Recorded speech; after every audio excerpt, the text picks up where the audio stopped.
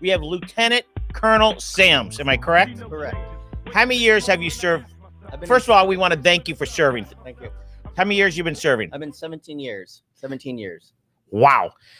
Are you a military brat? I am a military brat. And how many years did your spouse, is it your father? My father. How many years did he serve? So he served his 20, retired after 20. Wow. And so when is he still here? Is he here? Yes, he lives in Melbourne, right near Patrick, where we grew up. you're gonna look in the middle camera. Okay. While you're talking, he's going to be eating your lunch. Smoke and Spice. Smoke and Spice. Smoke and Spice sponsored today's, and they are incredible. We'll talk about a little bit later about it, but they're in While Homestead. you're eating. They do catering all over. Mm-hmm. So let's continue with you, Lieutenant Colonel. Question I always wonder, why is it a Lieutenant Colonel? How do you get to Colonel? So tell us, how do you get to Colonel? And is it a pay increase? As with any raise and a higher rank, there's always a pay increase. That's what you look for. With regard to any rank, there's always some time and service that's involved. You have to be in that certain rank for a certain amount of time. There's also some professional military education that you have to accomplish. Some things look good on your record. You have to get stratted within the wing to say, the wing commanders will say you're the best of the best. So there's a lot of factors that play into getting an actual promotion to the next step. So it's like that with every rank. And let me ask you, can I Go ask ahead, you you're going because to. of promotion? With the promotion, and I'm probably asking more active duty than reservist, is there almost always a move that's involved or not necessarily? Not necessarily. Well, with an active duty, yeah, there is. Almost always. Typically, you always move to a different base just to get that experience. So different breadth of leadership in the different areas. With reservists, it's a little bit different. You might get promoted to an area, you stay there for quite some time, but that's the benefits of the reserve. Things are changing where they want to bring in a different set of eyes. So in order for you to progress, sometimes there's more opportunities to go to different places. Nice. Talk to us, if you wouldn't mind, a little bit about, I'm just going to jump right in, okay? You're going to. Your mouthful. Is talk about your journey. So you were raised what you call a military brat. I got a funny feeling. Most of the kids I've met who are raised in the military are not brats, by the way. They put up with a lot. Where'd it come with that? I don't know. I don't know. I'm not in the military. Were you hearing that for decades I was now? A brat. Maybe my parents thought that. But no, I was spoiled. That's for sure. But I doubt it. Not when you're in the military. So you come from a military family. Yes. Where did your career start? So obviously, I wanted to follow footsteps of my father. However, he was enlisted, retired as a master sergeant, and he said, well, if you're going to join the military, you're going to be an officer. So you're going to be in charge of people. So he made sure that I went to college. I got commissioned through the University of Central Florida, the ROTC program there. Once I graduated, I lucked out. My very first base was Ramstein, Germany. So 23-year-old going to overseas to be in charge of about 30 people in Germany. I was there for about 2 years because as a young officer, your term's probably about 2 years typically. After that, I got sent to Minot, North Dakota. Where? Oh, bless you. North Dakota. Is that part of the United States? So it went from It's close great enough to Canada. It's almost Canada. So little nippy up there. How far is it from Canada? It was maybe about an hour drive, I believe. It's not too far.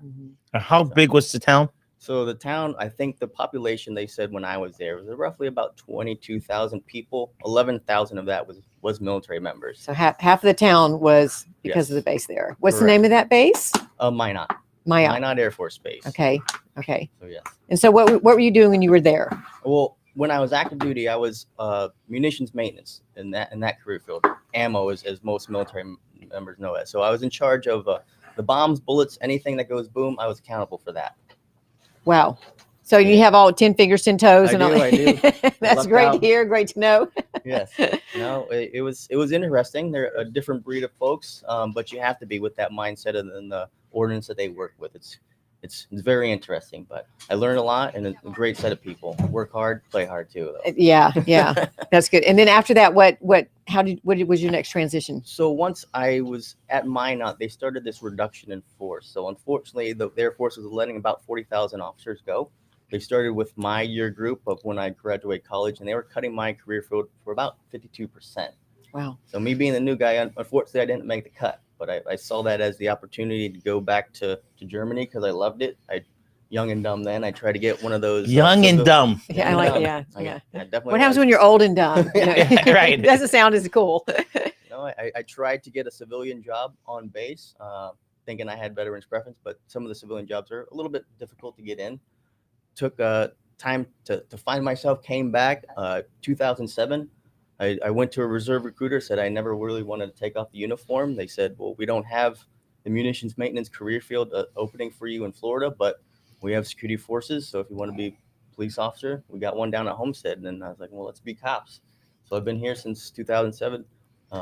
Ever since then, it's been great. So security forces is kind of the equivalent to military police. Yes, that's what most civilians would recognize security forces as. They say, oh, you're military police, you're an MP. It's like, well, it's MP, is an right. Army term, but yes, security forces is the Air Force police. I have to go back. I had a pulled pork sandwich. Now I'm on pulled chicken. I hope that you're enjoying that. It's not offending us at all, by the way, Grant. You just enjoy it. I'm glad you have your napkin in your lap. Oh, no, this is his T-shirt. I have a His shirt. He's using it as a napkin, Olga, after all this work. Olga, look at that. I got your Very shirt. nice. Smoke and spice. This is second breakfast for Grant. You have to maintain it. And by the way, Tommy over here, our producer, which none of you can ever see, who's amazing, who pretty much so threatens me every week if I don't bring food. So there should be some leftovers for next week too, as well. Oh. So, okay. Okay. So because barbecue is great as leftovers, by the way. Great. Tell us the duties of your department and how many people in your department. So I have roughly about 180 individuals. So we have essentially two mission sets. I have the traditional reserve side, my TRs, and their job. What's TR? Traditional reservists. Okay. So they're the ones that come to 1 week at a month, 2 weeks out of the year. Their job is to train to deploy. So while in that deployed location, they're the police of the base. They secure the base and keep everybody safe. Similarly, back home on home station, I have my AGRs, active guard and reserve members, and also DAF civilian police officers, the Department of Air Force civilian police officers. So we're essentially the police of the base. We're the first people you see once you come on to the installation, but it's more than that. We also do the investigation. Say you have a minor fender bender on the base. My folks are the ones that will do the accident report that you can use for your insurance purposes. We do the background check. So if there's an event, so like the air show, we work in hand with the local law enforcement to make sure that we provide a safe and fun environment. So.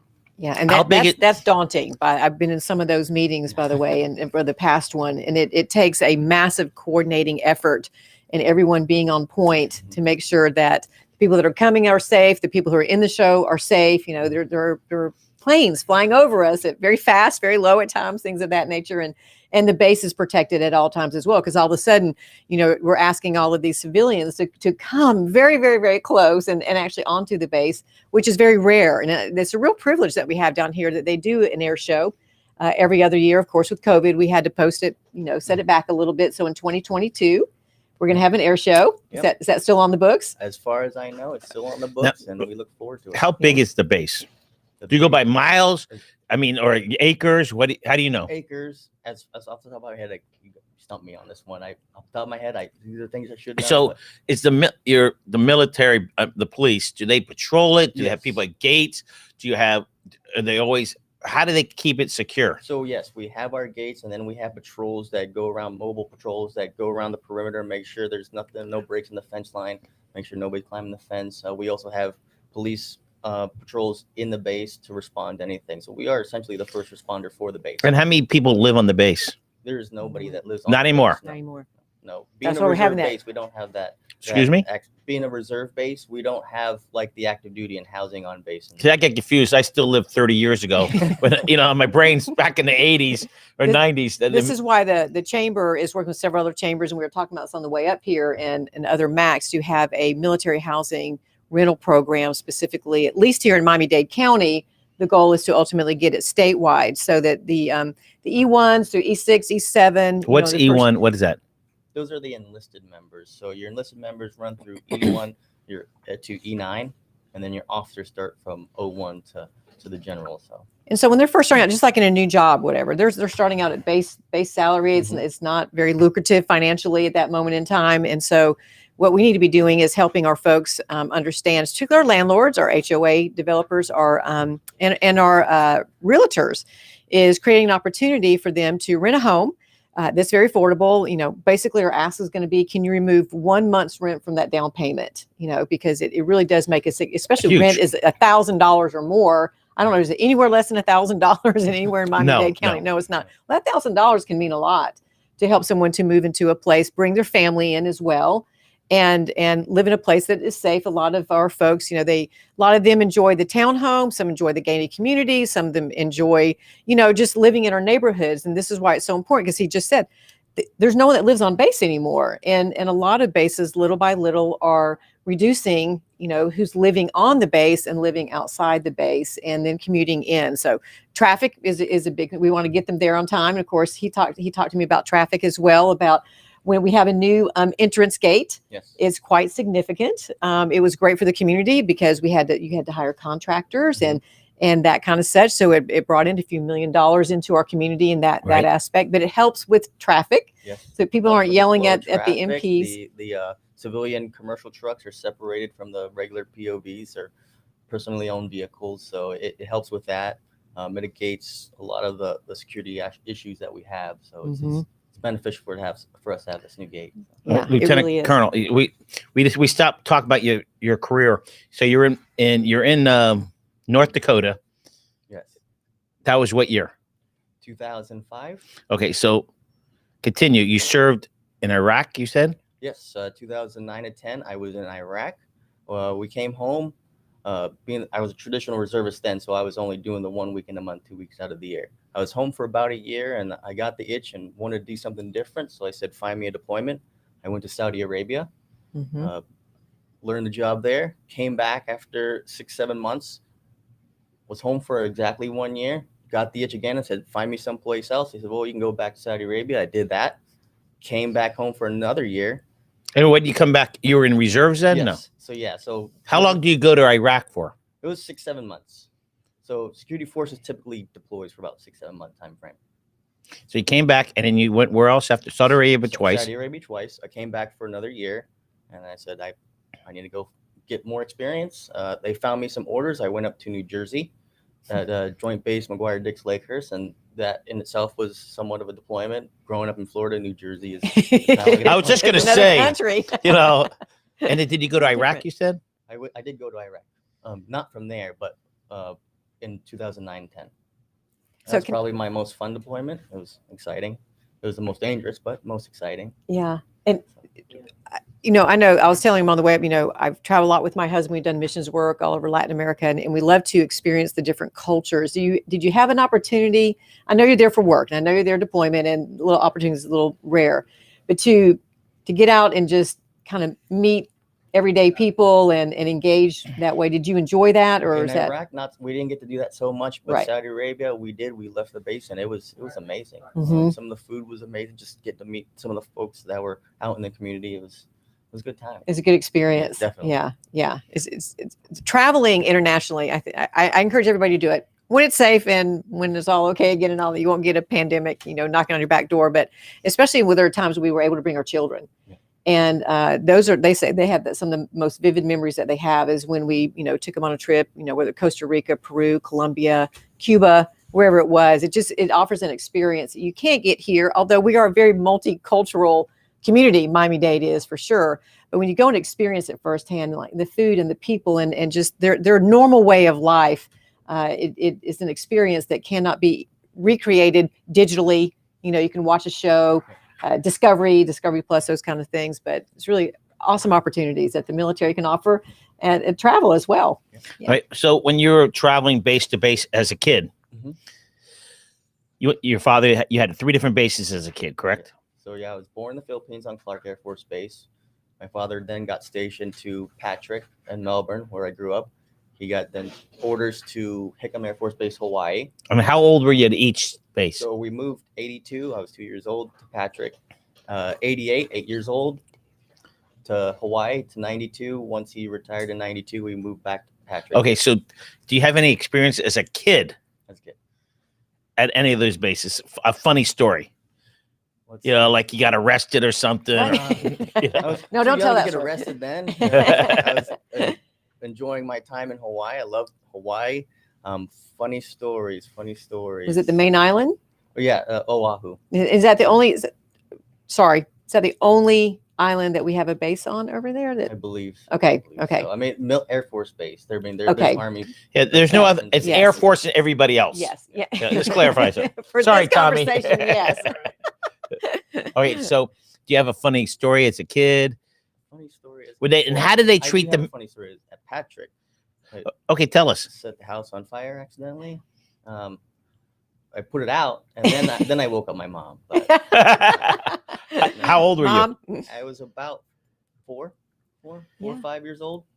All right, so when the fire was going, who were you scared? Your mom's gonna hurt you, or your dad was gonna hurt you? I was scared that I was about to burn down the house.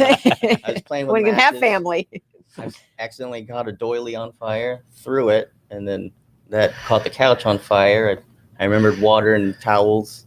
And you Put it put out. at 4 years old, you Yeah. put this all up by yourself. Put it out, and then after it was out, that's when I woke up my mom and said I burned down the house. Well, that's presence of mind at 4 years Yeah, old. but- we We're we totally appreciate impressed. you're in the military. All right, so Hawaii, how old were you when you? 8 to 12 years old. 8 to 12 years old.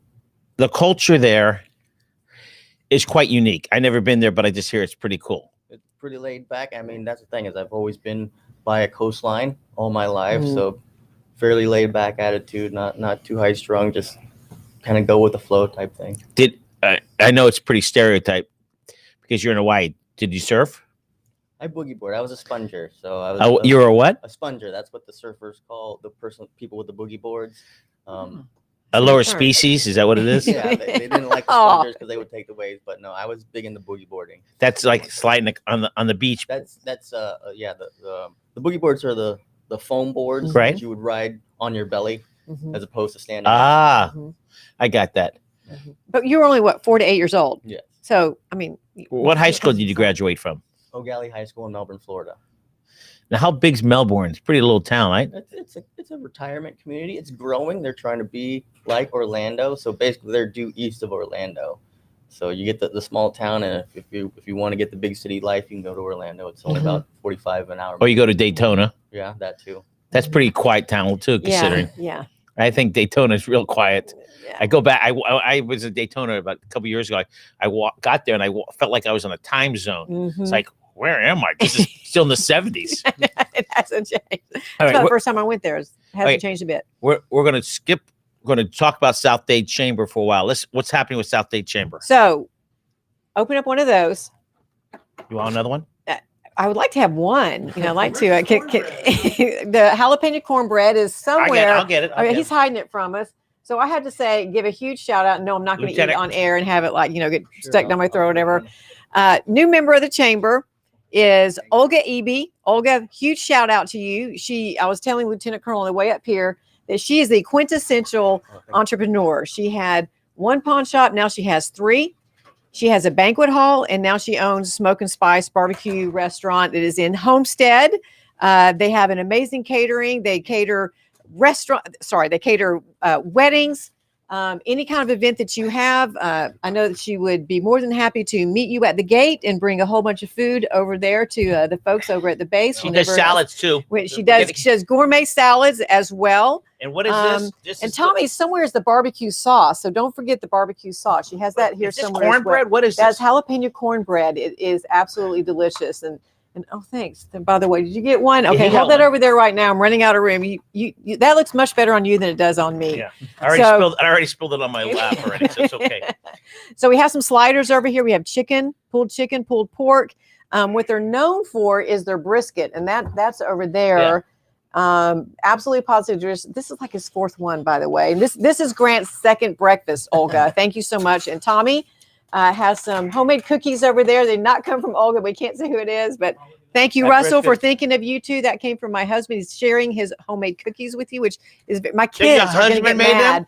No, but one of our best friends, and he was very. Let me tell the story. This is how awesome the Homestead community is.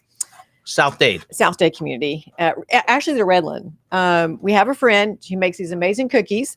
She's at that age where she's been quarantining herself for 9-10 months now because she's at that age where she's very predisposed. If she catches it, it won't go well with her. So, now we're giving vaccines. Mm-hmm. By the way, we need to talk about COVID for a minute. Vaccines are coming down the pike. We just posted on a constant contact yesterday those where you can call or go online and register you to get your shot if you're over 65 years of age. So my husband took our very dear friend up to Jackson. She got her first of 2 shots. She has to go back in 2 weeks. So in return for him taking her up there and waiting in the car, because you can't go in, by the way, if you take a loved one, you cannot go in there with them. And so she made us homemade, or actually made my husband, he's sharing them with us, these awesome oatmeal homemade cookies that have a secret ingredient in there. I'm not allowed to share it. Or the cookie was outstanding. It's outstanding. You dunk it in a little milk or coffee. It's to die for. It's the best. So, would you take a bite of this sandwich, please? Okay, Connie, I'm not going to talk with Connie, focus on her napkin. food. Do we have a napkin here? Yes, we got your napkin somewhere. So this is what we do. So Olga, they're in Homestead, Smoke and Spice. They have a full menu. It's all online. The contactless delivery is available. Check them out. They're absolutely amazing. They love the military. They obviously give military discounts. Take a bite. Tommy, okay. Make sure we got the kid. Take a bite, Kerry. It's not hard. Just take a bite of it. That's not a bite. That's a nibble. Holy Kerry, come on. Okay, so while she's eating, more questions about your career. Well, how about teeth? What? How my tooth? Yeah, really good. It made it very moist. Yeah, I got it all over my pants. So, the military police, you call it? Security forces. You want a beer with that? No, I'll get later. Okay, good. No cussing, no alcohol on the show. Is there a jail there? We do not have a holding facility at this time. However, one of the projects I'd like to see before I leave is a security force. Wait, where are you going? Well, obviously, for career progression, Oh. Squadron commanders is the pinnacle of a security force commander's career. And then if I want to move on to bigger, better things, maybe go up to AFRAC, the Reserve Command. And then change and become a colonel. That all is together. So in order to do that, obviously, I have to get a different experience, different career, different jobs for that breadth. Okay, so you've been there how many years? I've been in the command since July. Okay, so there's not many crimes there. If there is, the county police come in if needed. There's jurisdictional boundaries. We're proprietary on the base itself. So anything that happens on the installation, we will handle. Detain the individuals, and if it comes down to arresting them, we will call Miami-Dade, and they will take care of whatever. So you arrest them and hold for the Miami-Dade police. We'll detain them. So there's words that matter because we detain, we don't arrest on the base. Gotcha. So Miami-Dade, they'll arrest them. But your office also oversees like passes, getting onto the base. That's another very key thing, background checks and things of that nature. Any event that happens on the base that has to go through us because we have to make sure that we vet the people, make sure they have a good standing that can come on the base because there's a lot of regulations that say that who can and cannot come on the base. Yeah. So sometimes we have special guests, some highly elected officials who run our nation who have to come down here to Miami. Has there been some of those types of people? Yeah, there's been plenty of support that we've had to provide. Mm-hmm. I mean, we work closely with whatever Secret Service or law enforcement agency that's predominantly required to provide that security. We will work with them. And like if the president came in, he doesn't fly into Homestead. He flies into Opelika. Is it Opelika or Miami International he flies into? We've had presidents fly into the Homestead Air Reserve Base. Mm-hmm. In fact, I got off the base and I was like, something's going on. I could just tell a lot of movement, a lot of traffic leaving, and I left. And it was like 2 minutes after I left, and of course they have to, close everything down, right, and allow him to land and provide the security that he needs. So I was very happy I was not stuck on there for the next 2.5 hours. So I call them VIPs, where they're elected officials. Have you met any of them? I don't need to know names. Are they friendly? Personally, I haven't. The people that get the most interaction are my airmen and DAF officers that are actually working security. I'm more of the headpiece that kind of coordinates everything and says, hey, you're not on the front line. You got your people on the front line. So I let them have their time in the spotlight with those individuals. I'm kind of in the back, just kind of overseeing. Make sure it goes smoothly. Mm-hmm. So when you're in Iraq, Saudi Arabia, Germany, is there any stories that you would like to talk about? I got to punch an army guy in Iraq. I mean, that was important. Oh, did you hear that over there, Mr. Army was man? Was that at a bar? No bar. We had a smoker exhibition boxing match in Iraq, and It was Air Force versus Army, and I got to do that. You got to compete. Yes. What weight? I fought, that was a catch weight. It was 140. And what do you weigh now? Wow, we are getting very personal here. Right now, I'm the heaviest. Do I've not ever ask me been. that I question. weigh 170. That's not bad. Very, How many years ago was that? 2010 was when we left Iraq. 10 years ago. He's only gained 30 pounds. Hey, Please, I've done that. Can we ask? What? Raging muscle. Yes, Yeah, absolutely. very much. And can we ask how much you weigh? 198. 198. And you're at your boxing weight, right? Yeah, I'm at my boxing weight. Your fighting weight? Yeah, about 40 pounds ago. But so the boxing, so that was which base was that at? This was in Iraq. But I started training in martial arts in Germany. One of my friends there, he was teaching the class, so I started. So let's get back to the boxing. We always see it on shows. So like that was in Iraq. Mhm. So Army, Navy, is that Navy? Is Navy included in the boxing? It's just Navy, Army, and Navy. Well, in Iraq, it was just Army and Air Force, but I'm sure that every branch has their own teams and whatnot. And that's fun, right? Oh yeah, it's fun. Does it go crazy? Where was where'd you box? They had this like as far as like in Iraq or just in general? No, in Iraq, was it in a gym? Was it in? No, it was. They had this what they call the wagon wheels, where they had all the like restaurants, you know, the coffee shops and all that stuff. They had this big stage in the middle of it, and that's where they put up some ropes and stuff, and that's where we duked it out. Fun. It must be. I watch, you know, and you see these movies, you go, wow, is that real? You know, but that's the entertainment. Because years ago, we had one of our guests who was on one of the football teams. Lieutenant Colonel Bo Shelton. He was on a football team. People don't realize Army and Navy and all these, they all had football teams to keep people active. Yeah. I want to ask him about it because it's not really his territory, but one of the things that I've learned the last 5 years of having the absolute privilege of being a honorary commander or just serving the military is the value of resiliency and the value of quality of life. And the war on terror has taken a toll on our servicemen and women, on their families, and having a way to do something that's just normal, real, to defrag, is what I like to call it, is having these opportunities to play what I think we would call intramural football. You know, right. It's basically very similar. But I mean, these guys were, Bo was telling us some of these guys are like one step away from being professional. And I like to brag on that's the kind of military that we have is in the United States. There really is no other military like the United States military. And to have someone be able to come and talk and share what they do without asking, too many, personal questions that we're not allowed. It's not good for us to know. It's really good for just them to know, is to understand that there's a very high value within the military culture for this thing called resiliency, and to keep the families intact. Moving them every 2 years or every 4 years is difficult. It's really hard on them. And to be able to offer, there's family services. I know I love Miss Simons, Wanda Simons. She's amazing. And Tynesa Ellaby, she's over with Sock South. Everything that they do to make sure that the family needs are being addressed, and because if your family's happy, if the wife is happy, everybody else is happy. Let's speak of wives. Distracted. You just got married how many years ago? 6 years ago. And you have a little child? Yes, 5 years old.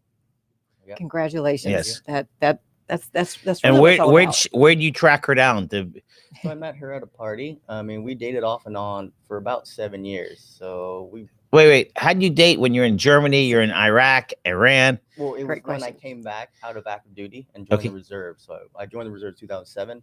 I met her shortly afterwards.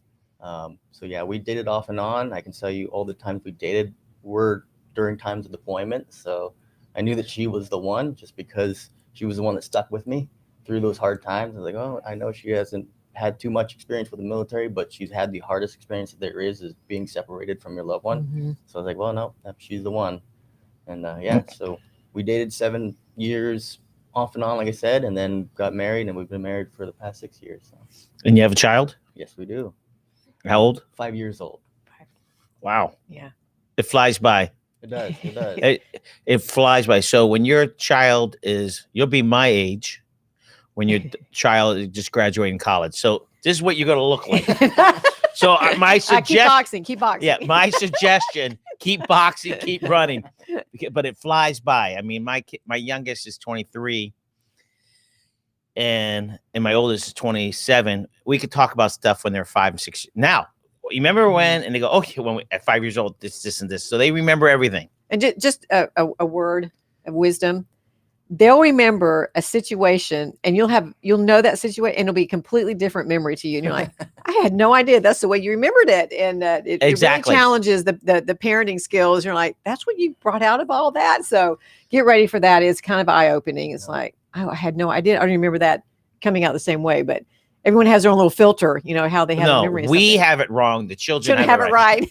Okay. So any new members, chamber trustees? So these guys, Smoke and Spice, they're absolutely amazing. By the way, later on, I'm going to drop you off. I'm going to go back over to the Redland. I have shoes to change into. I'm going to be going over at, oh, come on, Kerry, RF Orchids and Patch of Heaven. They're both out in the Redland, these gorgeous venues. We're going to have a spotlight on the Redland. We've been talking about this for a year now, waiting for these ordinances to come down from Miami-Dade County. They're here. They're with us. They're here to stay. So we're going to do that. We're going to highlight Bill Hansen is going to be there. I'm working with him. A new trustee. The new trustee. Thank you. So all your fault. Is going to be doing some cooking demonstrations. And because I don't know if you're aware of this or not, but we have all these gorgeous venues out there in the Redland, and we have all these caterers that are coming in doing this amazing. It's going to be known like as a culinary mecca, as an event and culinary mecca, the Redland. So we're here to help to develop. Have you been to the Redland yet? I've been through there. We were looking to buy a house. That's one of the areas we were looking at. Mm-hmm. Yep. Right. It's as they would say, it's God's country. It is. I mean, it really is.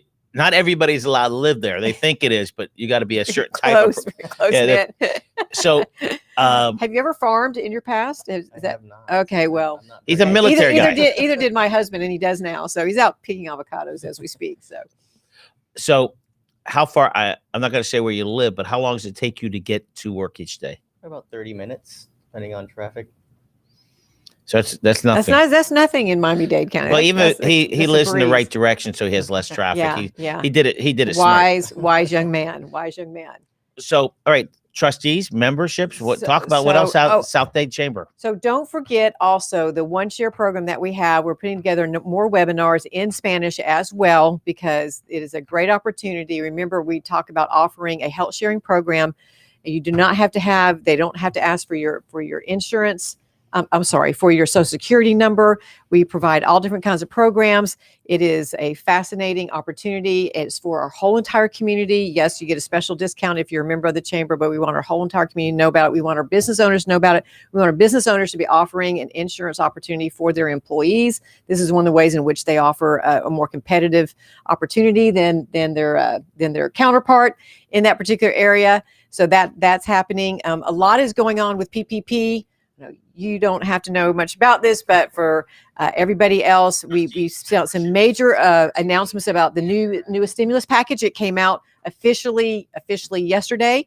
We're putting together some webinars with SBA, and we're going to do those webinars in Spanish as well.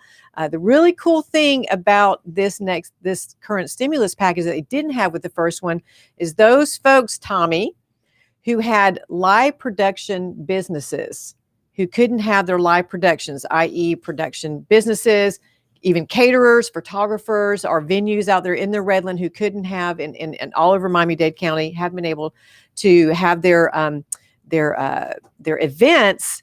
There's actually grant monies available for them, not just PPP. And my understanding is in certain areas you can actually qualify for both grant money and for the PPP money. This is huge for these folks who really, really, really struggled in order to find ways to bring revenues in when you can't have live events. So we're going to be doing a webinar on that as well. More to come. We'll talk about that more at our Spotlight on the Redland as well, because it hits a large portion of our members who have venues out in the Redland. They haven't been able to do. They just started doing weddings. Most people in the corporate world are still not doing our events like we normally do. So we got to help them out as well. So really exciting stuff. Well, South Dade Chamber covers from 184th Street to the Keys, all the way just north of Cuba is what we're saying now. It used to be just a little area, but now it covers everywhere. But look, he's from the south end of your community. Yes. So we're going to find out who you are, Lieutenant. Okay. No, Lieutenant Colonel. Lieutenant Colonel. Yeah. What I say? Lieutenant Colonel. No, Lieutenant Colonel. Right. Okay. You ready? He's watched a couple of these shows and he's ready. He's ready. Go for it.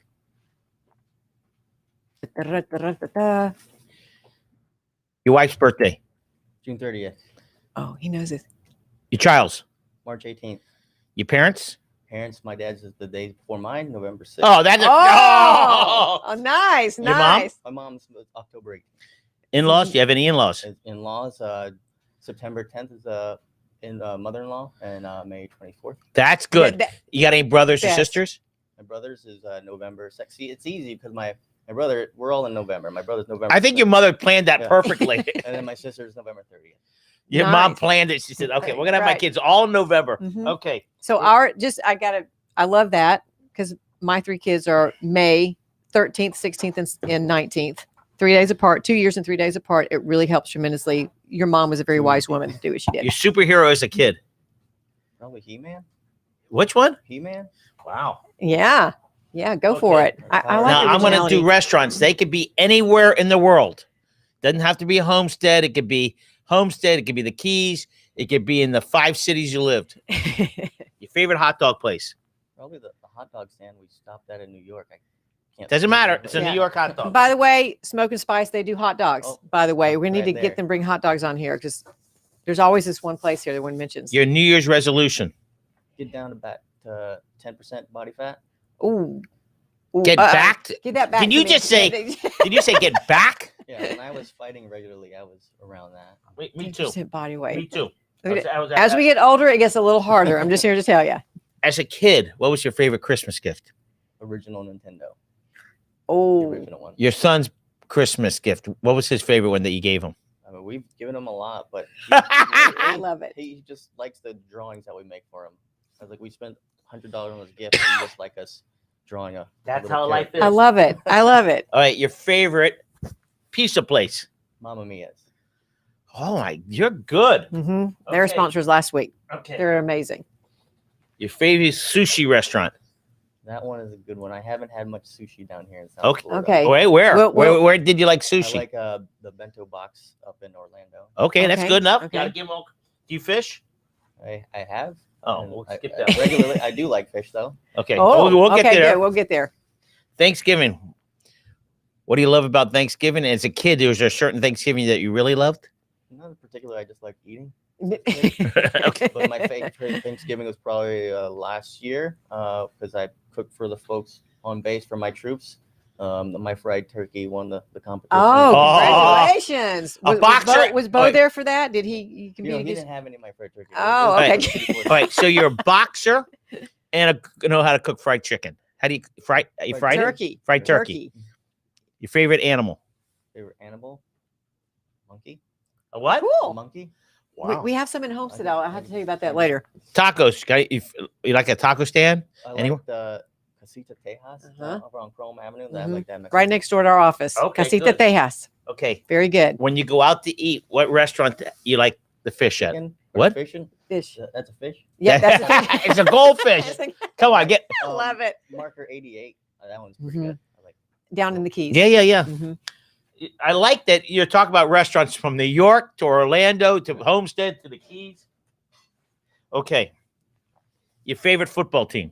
I'd have to say the Bengals. That was my Wait. dad's favorite. Cincinnati Bengals? Why? Cincinnati- Well, when I was old enough to really understand sports and all that stuff, that's when my dad was from Covington, Kentucky, right on the other side of the border of Cincinnati. So he was cheering for the Bengals. At that time, you know, they were going to the Super Bowl against 49ers every other year. So I was like, oh, they must be good. After I was like, okay, maybe I'll follow them.